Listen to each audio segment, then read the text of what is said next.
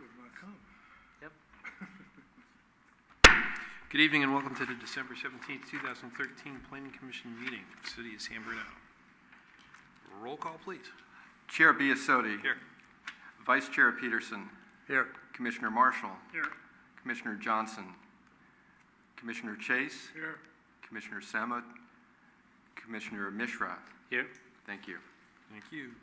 Okay, Commissioner Marshall, would you lead us in the pledge, please? To the flag of the United States of America and to the republic for which it stands, one nation, under God, indivisible, with liberty and justice for all. Thank you. Item 1, approval of the minutes for October 15th, 2013. Move that we approve the minutes. Do we have a second? Okay, we have a motion and a second. All those in favor? Aye. Aye. Minutes are approved. Communications. There are no additional communications this evening. Thank you. Item 3, public comments for items not on this agenda. Since there's no one here, we'll assume there's no comments. Thank you. And public comment is closed. Announcements of conflict of interest. Anybody? No? Okay. Item 5, new business.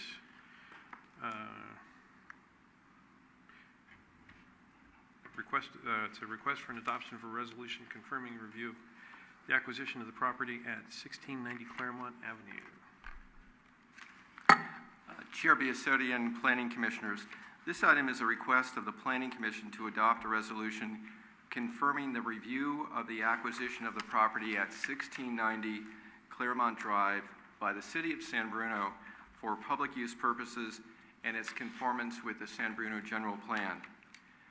This proposed action this evening is exempt from the California Environmental Quality Act, CEQA, in accordance with sections 15061B3 and 15316 of the CEQA guidelines. The background on this item is as follows.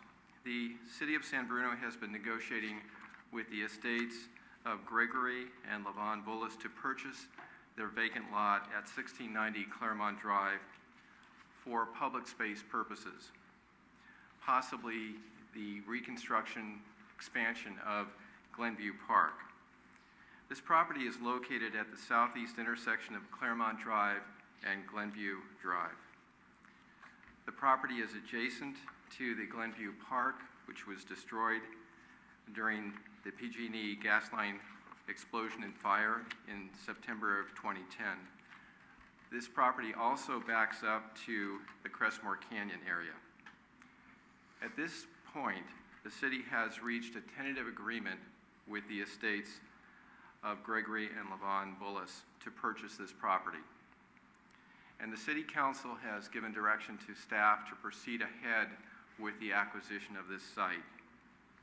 However, Government Code Section 65402 requires that the local planning agency, in this case, you, the Planning Commission, need to report on the conformity of this acquisition with our general plan, the local San Bruno general plan.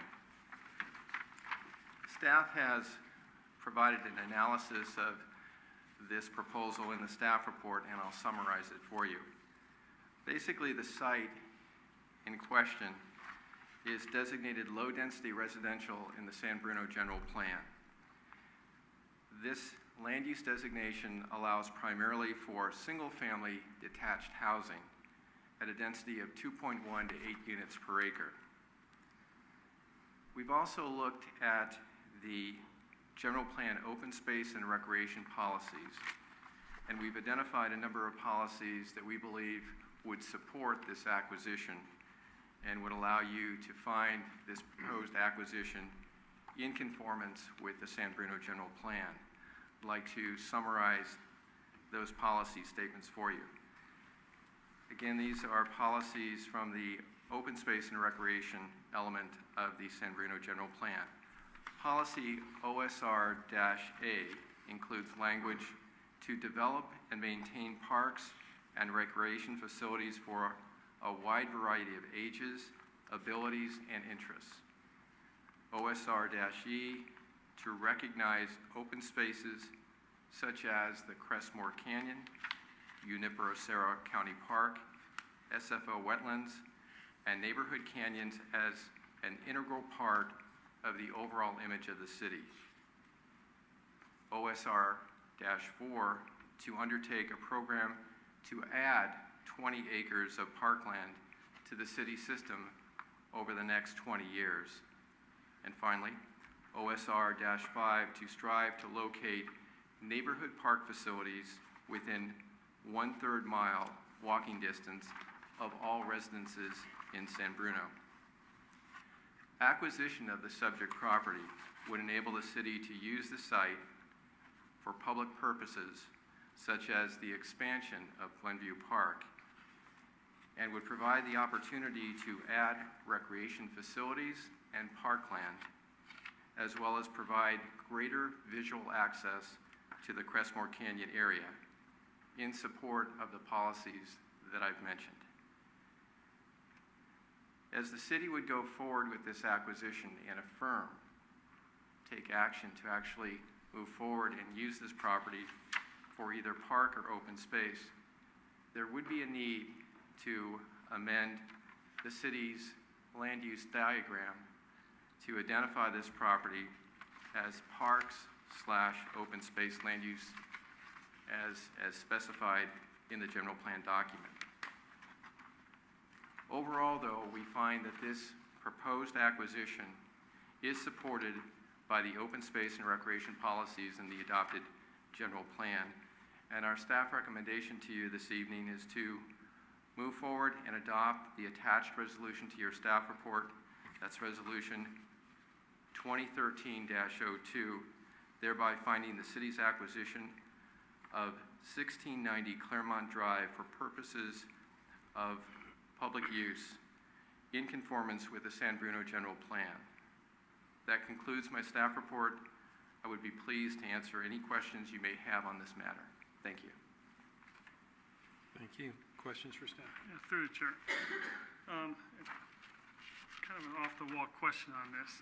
The city doesn't own the property right now. It's owned by the current owners, or the Bolas family, or It's owned by the estates. The estate. That's correct, yes. now in past projects, I know ones I've been involved with on the outside, you can't bring only the current owner can bring a project to the planning commission for proposed uses. How is the city able to bring a proposed project when they don't own the property yet? Well, in this particular case, we're talking about the proposed acquisition of the property. And Government Section 65402 specifically states that if a local agency such as the City of San Bruno wishes to acquire or dispose of property, it needs to review its general plan as it's planning to make that acquisition and make a determination that the proposed acquisition would conform with the general plan. So your action tonight is consistent with government code. And in terms of an actual project, let's say the expansion of Glenview Park, that's something that would be considered subsequently. And at that point in time, if this proceeds ahead as we anticipate with acquisition, then the city would be the owner at that time. Okay. Through the chair. Mr. Mishra? The acquisition of this property, is that through the trust funds or is it the City of San Bruno funds? I'm assuming that it's through the trust fund. I don't know the details necessarily of the direct acquisition. I'm assuming that So would that mean that the custodian of the property is the City of San Bruno or the trust? You know, Commissioner Mishra, I'm not quite sure of the details of that. I really focused in my report on the proposed acquisition and its conformance with the general plan. The city manager and city attorney are handling the acquisition more directly. Okay. Any other questions? Okay. Now that we have a couple of folks in the public, would you like to speak on this issue, or are you here for something else?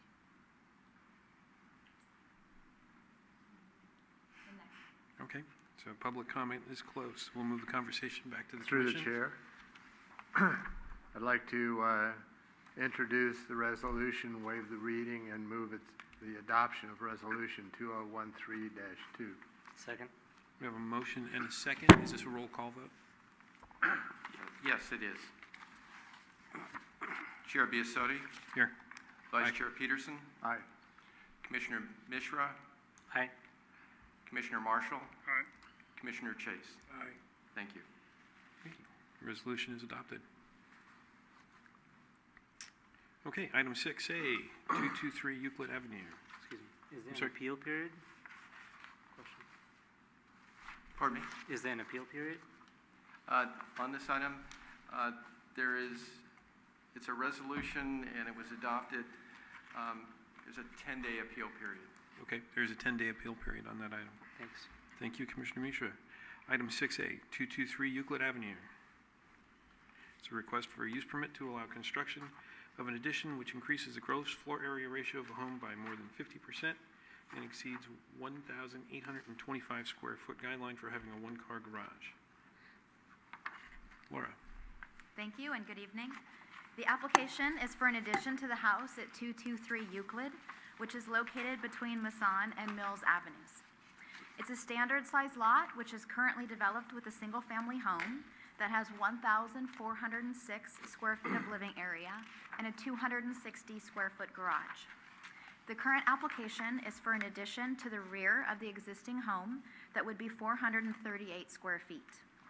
In 2003, there was also an addition of 386 square feet that was also to the rear of the original house. So when we add up these two additions, it results in a 64% expansion, which, as you know, triggers the use permit that's under consideration tonight.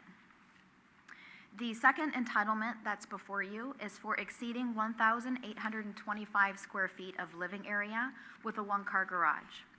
The applicant is proposing 1,844 square feet of living area, which is just 19 square feet above the threshold for the one-car garage. The project complies with all other development standards of the municipal code. It was reviewed at the November Architectural Review Committee meeting and forwarded with minor comments. However, the recommendation to clearly show the location of the front property line, sidewalk, and front fence was not implemented completely within the plan set. So staff has carried that forward and added it as a condition of approval. That's condition of approval number 12. They did meet the other recommendation, which was to indicate on the plans that the window trim would match throughout the house, as well as the window style. Staff sent the customary courtesy notice to the immediately adjacent neighbors, as well as the required legal notice, and we have not received any comments on the project. Staff would like to add an additional condition related to the plans themselves, so we would propose new condition number 28, and that is to read, for the building permit plan submittal, the plans shall be updated to correct misspellings and inaccuracies, including but not limited to street names and the vicinity map. You may have noticed when you were reviewing the plans, there are a number of small mistakes that are kind of scattered throughout the plan set, and we would like to ensure an accurate record, so we would like those items to be cleaned up for the building permit plan submittal. So staff would recommend approval of this project.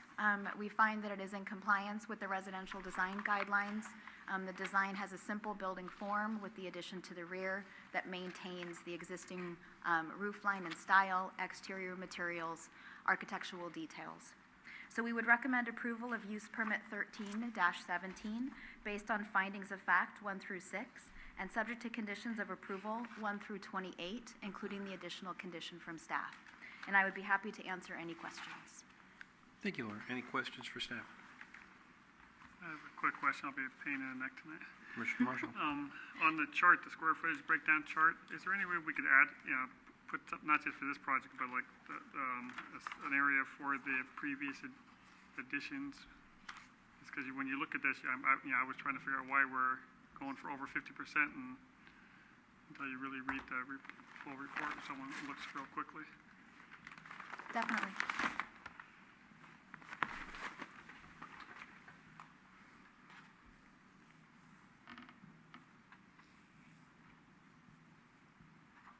Anyone else? Okay. Would the applicant, would you like to step to the podium and give us your name and tell us a little about your project? If you step to the podium and speak into the microphone, please.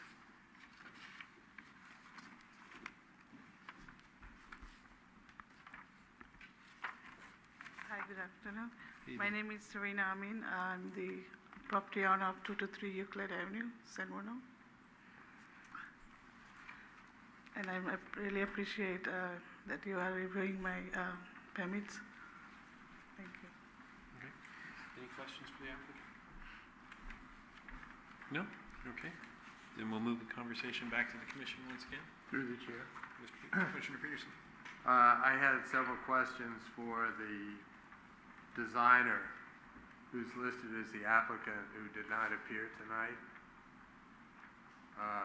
When I first looked at this application, I looked at it and I immediately noticed a designer seal. And I thought, oh good, a registered architect, a licensed architect. But on closer examination, I find that it is not a licensed architect seal. It says it's a registered professional contractor. There is no such thing in the state of California. There's a licensed contractor. And the seal is made to look as though it were either an architect's or an engineer's seal, but it's not, which I found to be very remarkable. In my experience, I've never seen something like this. And it suggests that there may be other things wrong. So I looked at the rest of the front sheet. I found that the vicinity map has the property in a different place than the address. And it misspells Mills Avenue. I thought, well, maybe these are just two things. Then I looked at the plot plan, and it appears that it's very likely that the indication of where the property line is not correct.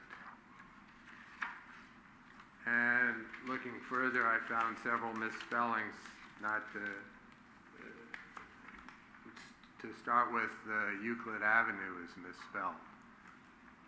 And possibly since the designer is from out of town, the designer didn't visit the town.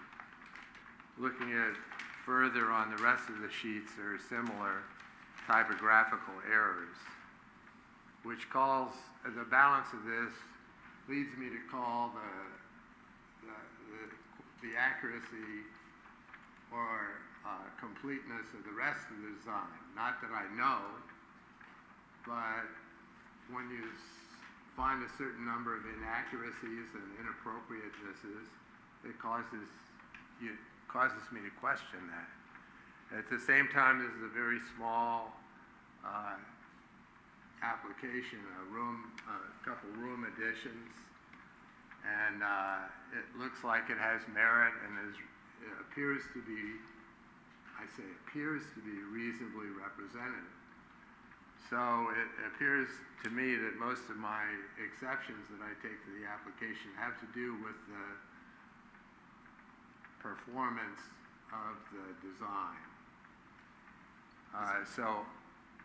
And the designer's activity. So what I would like to do is propose that the condition that staff has made to correct the plot plan be expanded to include, as staff mentioned, this misspellings, the vicinity map, and I'd like staff to check the accuracy of the rest of the application as part of that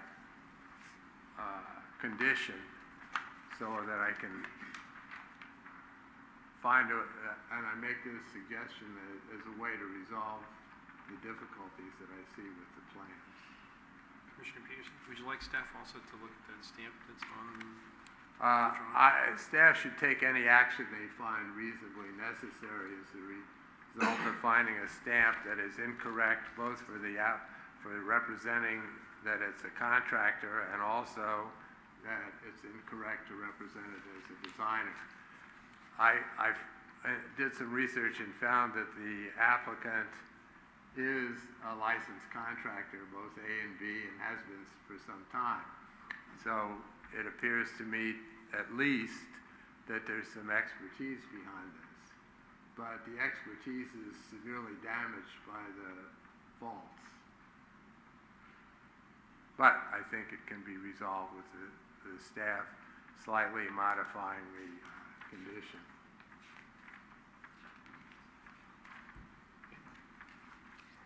Commissioner Mitchell. I was going to add to that next week I was going to forward this to the California Architects Board, because using a seal as a designer and misrepresenting yourself to be a designer or anyone with any architectural talent is punishable by the California Architects Board. So I will be forwarding this on for enforcement. It's also, I suspect, should be forwarded to the Contractor State License Board, because when you say that you're a contractor and represent yourself as a contractor, you're supposed to include your license number. But with that, I'd like to make a motion to approve the application for use permit 13-17 based on findings of fact 1 through 6, conditions of approval 1 through 27, and the additional condition number 28. Second? Okay. Would you like to review condition 28 to make sure that all of your issues are resolved through that condition? Sure. Laura, would you mind? Staff, could you tell me what you have as my recommendation for addition? We've got the existing condition number 12, which is already included in your conditions of approval. In the building permit plan submittal, update the site plan to clearly show the location of the sidewalk and front property line. And then recommended added condition number 28 for the building permit plan submittal.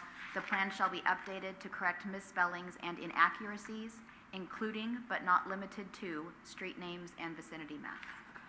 And is there some review that you can make to further assure staff that the application reasonably conforms with the field conditions?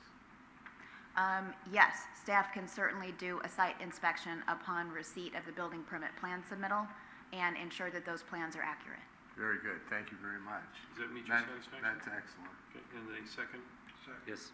Okay. So we have a motion and a second. All those in favor? Aye. Aye. Any opposed? Okay. Motion is approved with a 10-day appeal period.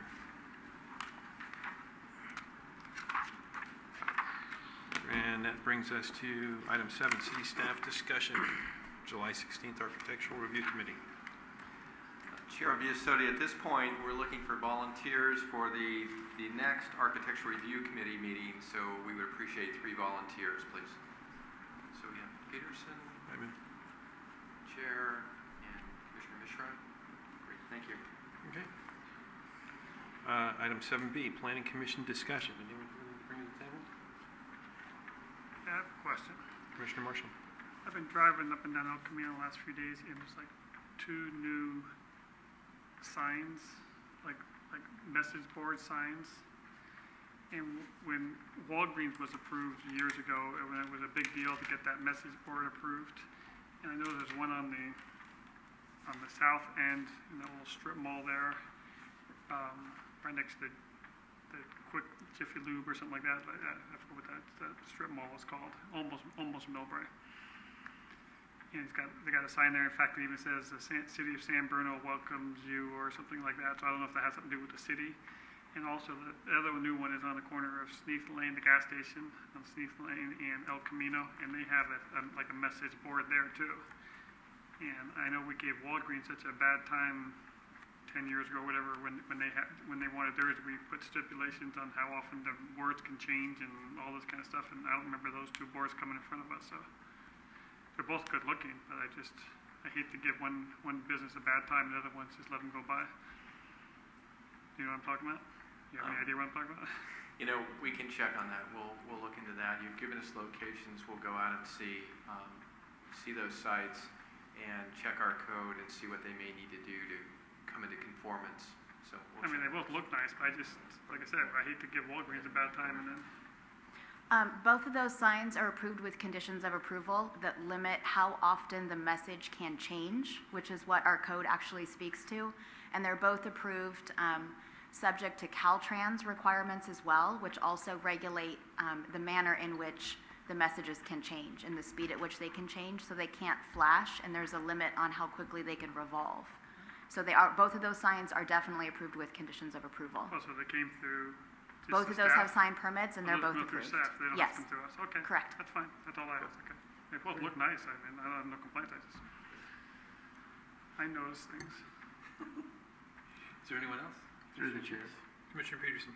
I noticed that we have a new business in town, Google Shopping Express, operating in Bay Hill with a fleet of trucks.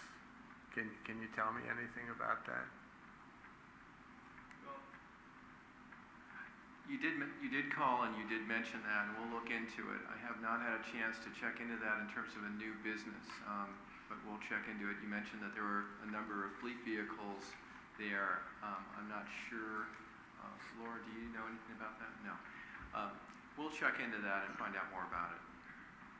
The Google Shopping Express is same-day delivery, and it has web offerings for San Francisco, the Peninsula, and San Jose. And it's very new. Okay, we'll check on that. Okay. Anyone else? No? Okay. Well, on that note, before we adjourn, I think on behalf of the Planning Commission, I'd like to wish everyone in San Bruno a very happy holiday. And we are adjourned. Before we adjourn, don't we have to nominate our new, Wanna get rid of it so our new fast? you? Am I done already? No, this is your last meeting. I think don't we? January is the last meeting. I thought it was I December. think he gets one more meeting. Through the chair, Sure. normally we would agendize that. So what we'll do in terms of reorganization, we would need to agendize that. So we would need to do that at our Not to next get rid of meeting. you. No problem, Bobby. Okay. Very good. Okay. Anyone else? All right. Happy holidays, and we are adjourned. Okay.